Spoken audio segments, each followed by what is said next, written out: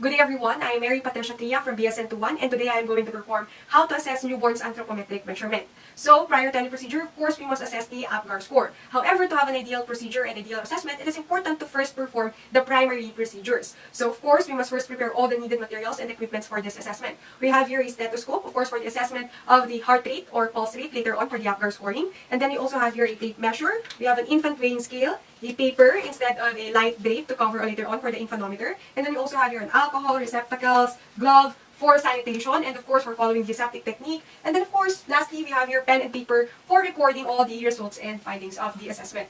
So after preparing all the necessary materials and equipments, of course, we must already perform hand hygiene. We can either use water and antibacterial soap, but we can also use antibacterial sanitizers or 70% alcohol. So after performing hand hygiene, we must wear our personal protective equipment if necessary. However, at this moment, we are just going to use our gloves so that we could prevent any transfer of microorganisms and also prevent any infection. In that way, we can also keep safe, or we can also prevent the baby from any contamination.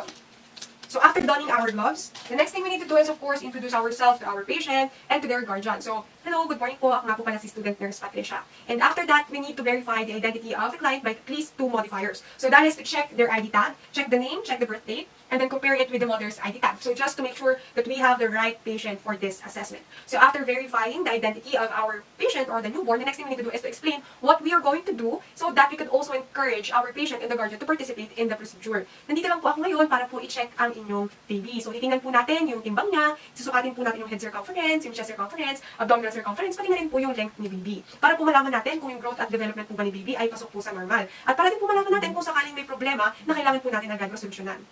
After explaining what we are going to do, of course, it is also important to provide privacy for our patients. So we could either close the door if we are in a private room, or we could close the curtains if we are in a ward. So now we're finally done with the primary procedures, and we are now going to proceed with the APGAR scoring. So from the word itself, APGAR, we are going to assess the appearance, the pulse rate, the grimace, the activity, and the respiration of the newborn. So usually APGAR is performed at the 1st minute and the 5th minute after the birth. This is just to identify any needs of the newborn for resuscitation. So the first thing we need to assess is the appearance of the baby. When we say appearance, of course, we're looking at the skin color of the baby. We need to check if there is any bluish, is the skin of the baby bluish or pale in color, because that would mean cyanosis. And if there is cyanosis, the score of that would be 0. However, if the body of the patient is color pink, while the extremities like the hands and the feet are slightly pale or bluish, then therefore that is called acrocyanosis, which is just normal and should be scored as 1 point. However, if all of the body of the patient, whole body of the patient are normal in color and are color pink, then therefore that would be scored as 2 points. However, most of the time, the score of the newborns or the infants in the appearance is mostly 1, because acrocyanosis, or the paleness or bluish at the extremities of the body, is only normal and common for the baby. So after checking the appearance of the baby, the next thing we need to assess is, of course, the pulse rate. So when we assess the pulse rate, of course, we need a stethoscope. If you don't have an infant stethoscope, we can use the bell part of the stethoscope. So what we're going to do is we're going to count the pulse rate of the baby through the apical pulse. So we just need to locate the apical pulse right here at the left sternum border for intercostal space at the lateral of the midclavicular line. So we're going to place the bell on the apical pulse, and we're going to count in 1 full minute since the newborn has an irregular heartbeat. Okay?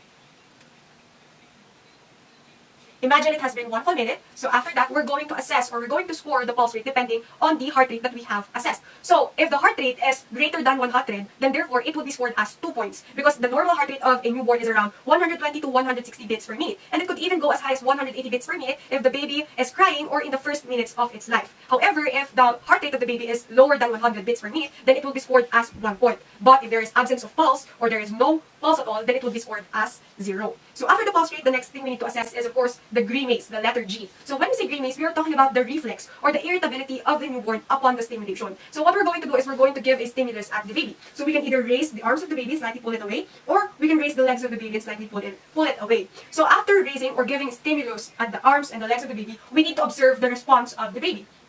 If the baby pulled away, or responds and put away their arms or legs, cough, sneezes, or cried, then therefore the score will be 2 points because there is a good response. However, if the baby only had a facial movement, then therefore that is a minimal response that will be scored as 1 point. And if there would be no response at all, then therefore it will be scored as 0. So after the green maze, we are going to assess the activity. When we say activity, we are talking about the muscle tone of the baby. And when we say muscle tone, we are going to observe the movement of the baby. If the baby is actively moving, actively kicking, and actively flexing and extending their arms, then therefore it will be scored as 2 points. However, if the baby only has little movements, limited movements, like slightly extending their arms or slightly kicking their feet, then that would be scored as 1 point. However, if there is absence of movement, there is no movement at all, and also called as a floppy muscle tone, that will be scored as 0. So after the activity, the last for the Apgar scoring is the respiration. What we're going to do with the respiration is to measure the respiratory rate and the effort in respiration. So what we're going to do, of course, we need to measure the respiratory rate by palpating the abdominal muscle or the diaphragm, and then we're going to count in 1 full minute. So after that, imagine we have already counted for the 1 full minute since the baby has irregular respirations. What we're going to do is we're going to score the respiration depending on the respiratory rate and the effort in respiration. So if the baby has a normal rate, normal respiratory rate, and has a normal breathing, then therefore it will be scored as 2 points. Because if the baby has a good cry, like a loud good cry, normal respiratory rate, and of course with a normal effort, good effort in breathing, then therefore that will be scored as 2 points. But if the baby has a weak cry and also has a slow and irregular respiration, that will be scored as 1. And lastly, if there is no respiration or no breathing at all, that will be scored as 0. So that ends our Apgar scoring. Of course, it is important to record the results and findings of the Apgar scoring. And then, after that, what we're going to do is we're now going to proceed with the main assessments of the anthropometric measurements. So the first anthropometric measurement that we're going to assess is the weight. It is important to assess the weight of the patient, of course, by using the infant weighing scale or the infantometer. So what we're going to do with our infant weighing scale right here, we're going to place a light drape or paper just to prevent any spread of microorganism, prevent any contamination, and of course to give safety for the newborn. So right here I have here a paper which will be placed above the infantometer to prevent any contamination. So after that, we need to calibrate the weighing scale to 0 because it is important to do that so that we could have an accurate measurement. Because sometimes, but just by putting the light drape or just by putting the paper, it could actually contribute to the weight of the baby. So therefore, it is important that after we put the light drape or paper, we must calibrate it to 0 so we could have the actual measurement of the weight of the newborn. And then after preparing our infantometer right here with the drape or with the paper, we're going to completely undress our newborn. It is important to completely undress the newborn so that we can have an accurate assessment. However, if it is not applicable or if it is not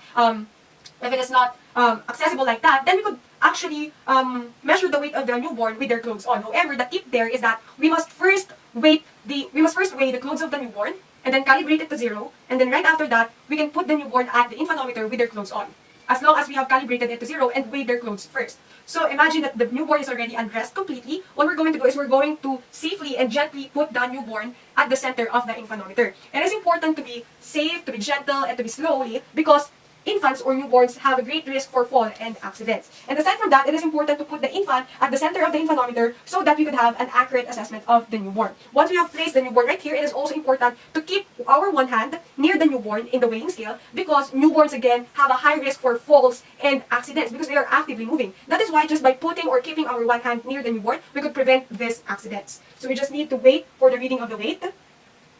And then once there's already a reading of the weight, we can now get the newborn.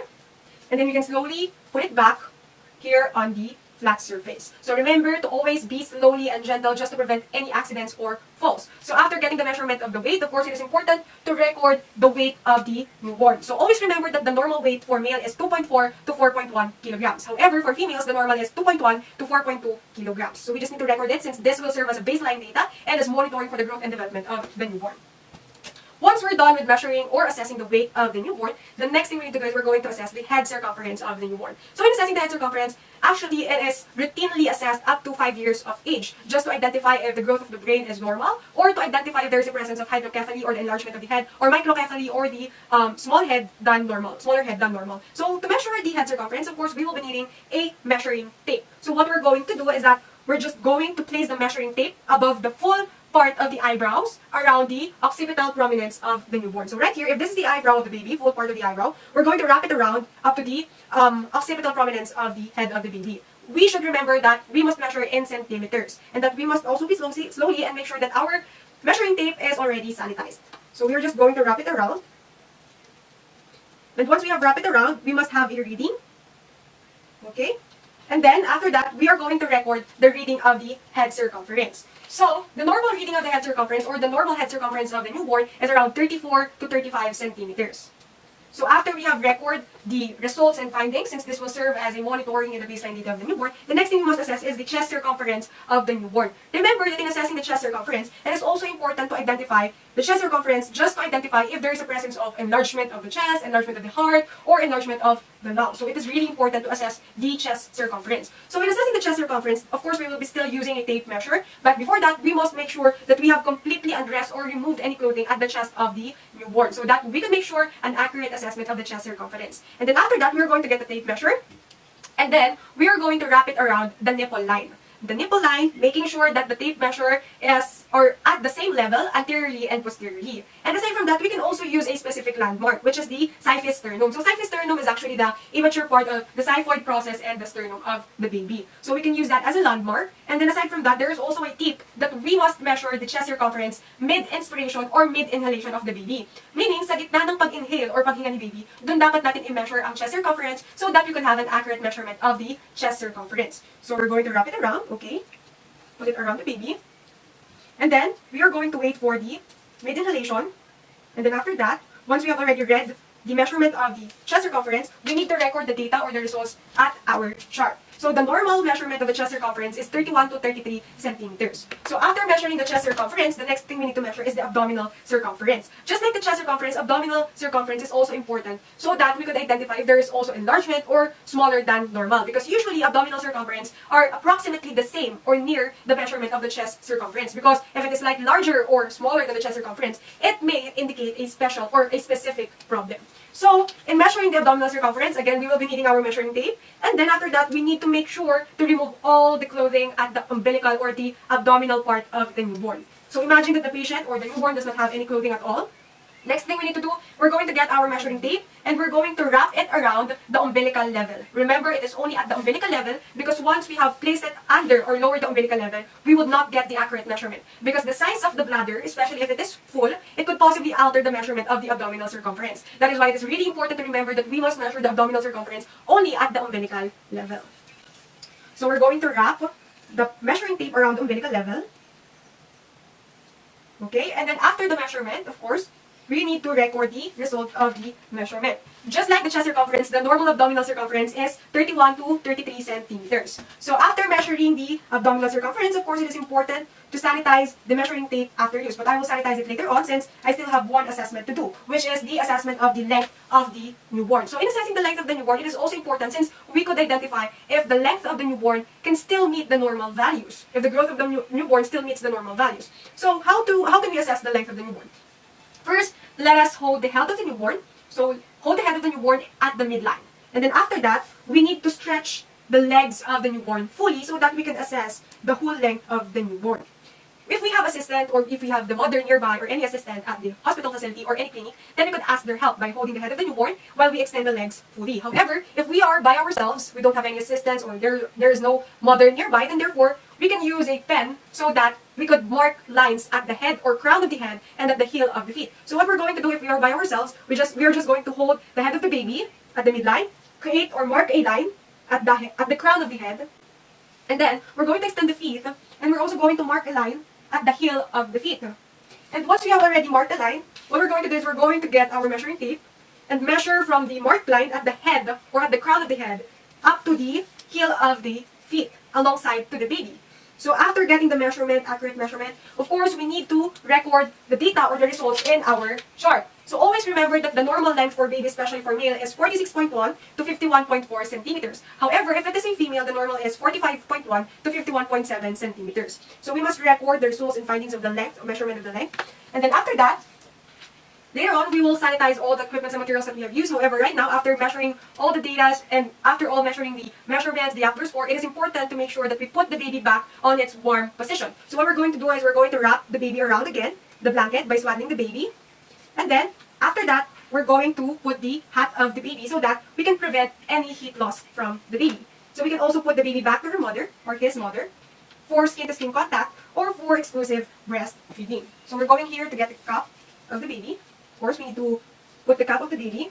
And then after that, we can now undone our gloves since this is considered as contaminated.